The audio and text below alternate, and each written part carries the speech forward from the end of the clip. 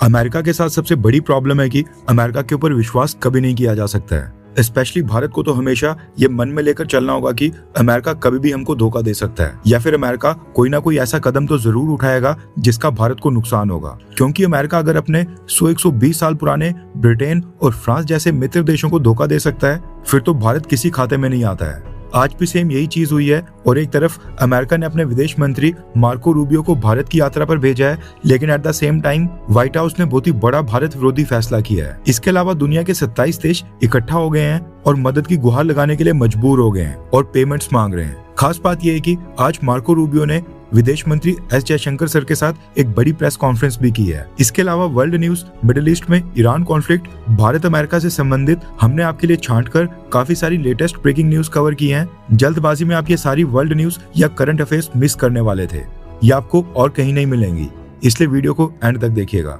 सबसे पहले बात करते हैं अमेरिका और भारत के बारे में। रेफरेंस के लिए आपकी स्क्रीन के ऊपर आर्टिकल का स्क्रीनशॉट है।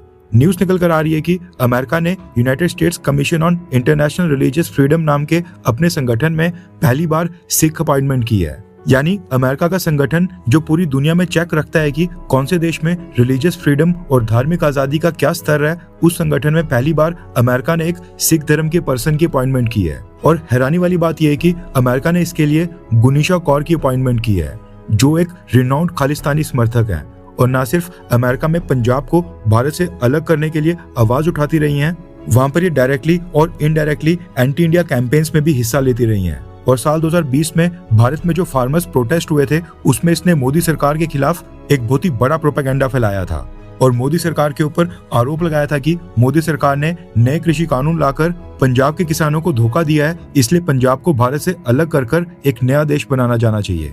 इसके अलावा गुनीशा कौर ने 1984 दंगों के ऊपर एक किताब भी लिखी है, जिसमें इसने जर्नैल सिंह भिंडरावाले को एक रिलीजियस लीडर बताया था और कहा था कि 1984 में जो दंगों में हिंदू धर्म के लोगों की हत्या की गई थी, वो भारत सरकार और भारत की पॉलिटिकल पार्टीज ने ही हिंदू की हत्या करवाई थी और उसका सारा ब्लेम जर्नैल सिंह भिंडरावाला के ऊपर डाल दिया था।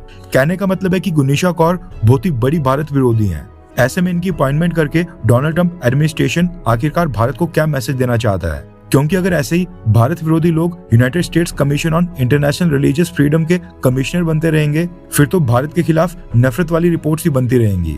और ये सब तब हुआ है जब अमेरिका ने अपने विदेश मंत्री मार्को रूबियो को भारत के दौरे के ऊपर भेजा है। बस यही कारण है कि भारत के लोग अमेरिका को गालियां निकालते हैं और रशिया को सपोर्ट करते हैं। नेक्स्ट अपडेट आ रही है वर्ल्ड बैंक से।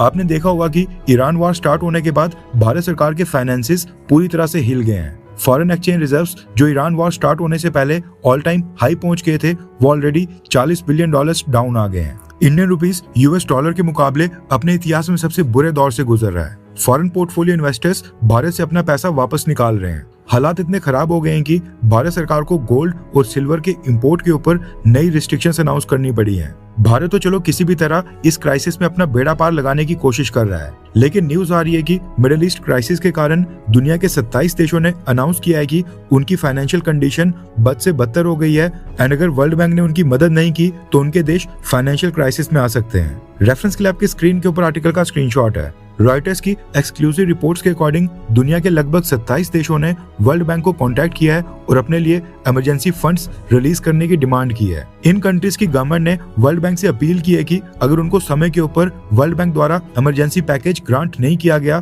तो ये बड़े फाइनेंशियल क्राइसिस में आ सकते हैं। अब ये 27 देश कौन से हैं जिन्होंने वर्ल्ड बैंक से मदद की गुहार लगाई है, इनके नाम अभी पब्लिक नहीं किए गए हैं।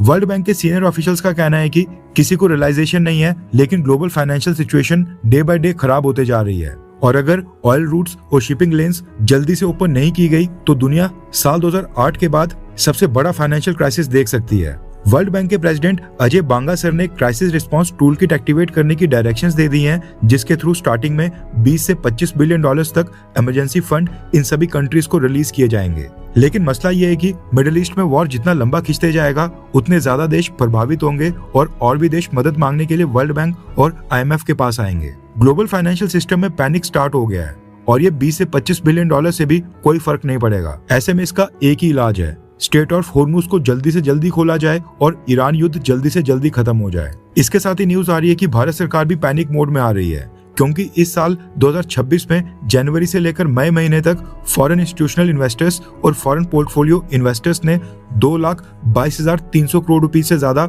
इंडियन मार्केट से निकाल दिए हैं, जिसकी वजह से इंडियन रुपीस और भी प्रेशर में आ रहा है। वैसे आपको हमारी finance minister Nirmala Sitharaman madam के काम या फिर इनकी पॉलिसीज कैसी लगती हैं? निर्मला मैडम की परफॉर्मेंस देखते हुए आपको क्या लगता है कि क्या मोदी सरकार को अपना फाइनेंस मिनिस्टर बदल देना चाहिए? हाँ या फिर ना, निर्मला मैडम ही ठीक है? नीचे कमेंट करके अपनी राय जरूर बताएं।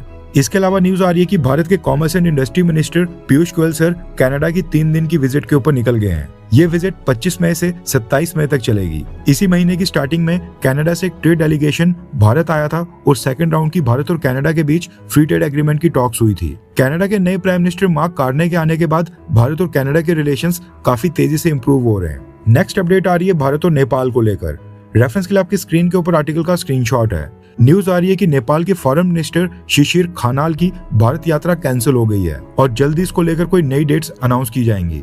इससे पहले भारत के फॉरेन सेक्रेटरी विक्रम मिश्री सर ये भी नेपाल जाने वाले थे, लेकिन इनकी यात्रा एंड मोमेंट के ऊपर कैंसिल कर दी गई थी।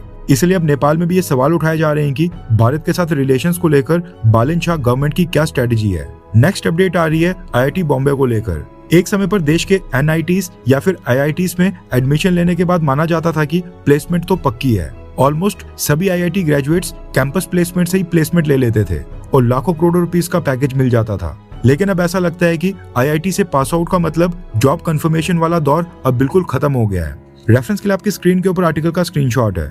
न्यूज आ रही है कि देश के सबसे बड़े top IIT college IIT Bombay का प्लेसमेंट रेट लगातार इस साल भी गिर गया है। इस साल IIT बॉम्बे की कैंपस प्लेसमेंट में केवल 70% स्टूडेंट्स को ही जॉब मिल पाई है। पिछले साल IIT बॉम्बे का प्लेसमेंट रेट 75% था और ये जो प्लेसमेंट रेट लगातार गिरते जा रहा है, ये सिर्फ IIT बॉम्बे ही नहीं, देश के बाकी IITs में भी यही ट्रेंड देखने को मिल रहा है। इस बार जो IIT बॉम्बे के स्टूडेंट्स की प्लेसमेंट हुई है, उनकी एवरेज सैलरी पैकेज 26,45,000 था। वैसे आपको क्या लगता है कि IITs में भी प्लेसमेंट ना होने के पीछे क्या कारण है? नीचे कमेंट करके अपनी राय जरूर बताएं। नेक्स्ट अपडेट आ रही है भारत और अफ्रीका को लेकर। रेफरेंस के लिए आपकी स्क्रीन के ऊपर आर्टिकल का स्क्रीनशॉट है। दरअसल इस समय अफ्रीकन कॉन्टिनेंट में इबोला नाम का काफी बड़ा हेल्थ क्राइसिस चल रहा है, जिसको लेकर वर्ल्ड हेल्थ ऑर्गेनाइजेशन ने भी काफी सारे अलर्ट्स जारी किए हैं, लेकिन कोई भी मेजर देश अफ्रीका की मदद करने के लिए सामने नहीं आ रहा है। अब ये इबोला का कोई नॉर्मल आउटब्रेक नहीं है। इस बार इबोला का जो स्ट्रेन एक्टिव हुआ है उसका नाम है बुंडी बुगियो, और सबसे शॉकिंग बात यह है कि इसके अगेंस्ट अभी तक कोई भी सर्टिफाइड वैक्सीन या फिर स्पेसिफिक ट्रीटमेंट दुनिया के किसी भी देश के पास मौजूद नहीं है। रिपोर्ट्स के अकॉर्डिंग टोटल 968 केसेस पॉजिटिव पाए गए हैं और उनमें से 216 लोगों की डेथ हो चुकी है। ये सारे केसेस अभी के लिए डेमोक्रेटिक रिपब्लिक ऑफ कॉन्गो और पड़ोसी देश युगांडा में पाए गए हैं। कहने का मतलब है कि 2 ही देशों में ये केस पाए गए हैं, लेकिन अफ्रीका CDC ने चेतावनी जारी करते हुए 10 और पड़ोसी देशों को इस समय हाई रिस्क जोन के ऊपर डाल दिया है। इसी वजह से WHO ने इसको public health emergency of international concern declare कर दिया है। मतलब कि दुनिया को ऑफिशियली वार्निंग दे दी है कि अगर आउटब्रेक कंट्रोल नहीं हुआ तो ये मल्टीपल कंट्रीज तक स्प्रेड हो सकता है। अभी तक सिचुएशन केवल अफ्रीकन कंट्रीज तक ही सीमित है, इसलिए कोई भी बड़ा देश अफ्रीका की मदद के लिए सामने नहीं आ रहा था, मगर हमेशा की तरह भारत सामने आया है और अफ्रीकन देशों की मदद करने के लिए भारत ने पहला कंसाइनमेंट भेज दिया है। भारत के विदेश मंत्री S जयशंकर सर ने अनाउंस किया है कि भारत ने urgent medical aid, PPE kits, mask और इमरजेंसी हेल्थ केयर इक्विपमेंट की पहली कंसाइनमेंट अफ्रीका CDC के लिए डिस्पैच कर दी है एंड आगे भी अफ्रीका को भारत की तरफ से मदद प्रोवाइड की जाएगी, ये कहना है भारत का। हर 24 घंटे के अंदर जियोपॉलिटिक्स में बड़े फेरबदलाव और उलटफेर हो रहे हैं और भारत के लिए नए चैलेंजेस आ रहे हैं। कोई देश अपने फैसले से पलट रहा है तो कोई देश ब्लैकमेलिंग के ऊपर उतर आया है। सभी देश एक दूसरे को नीचे लगाने की कोशिश कर रहे हैं। इन सब के बीच हमारा भारत किसी भी देश से पीछे न रह जाए, इसके लिए मोदी सरकार लगातार कोशिशें कर रही है एंड भारत की foreign policy, defence news, economy और ग्लोबल अफेयर्स का सही एनालिसिस हमारे चैनल इंडियन अफेयर्स का मिशन है और ये मिशन आपके सपोर्ट के बिना अधूरा है। इंडियन अफेयर्स हिंदी के ऊपर हम सभी फैक्ट्स और डेटा बिल्कुल सरल भाषा में एनालाइज करते हैं, बिना किसी एजेंडा के। अगर आप चाहते हैं कि इंडियन अफेयर्स का सही और ऑथेंटिक एनालिसिस आप तक लगातार पहुंचे, तो इस वीडियो को लाइक करें और हमारे चैनल इंडियन अफेयर्स को सब्सक्राइब करके बेल नोटिफिकेशन ऑन करना मत भूलिए। आपका एक लाइक हमारे चैनल को ग्रो करने में काफी मदद करेगा और एक सब्सक्राइब ये सुनिश्चित करेगा कि आप किसी भी इंपॉर्टेंट अपडेट को मिस ना करें। अगर आपने हमारे चैनल को पहले से सब्सक्राइब किया है तो दिल से धन्यवाद। जय हिंद, वंदे मातरम।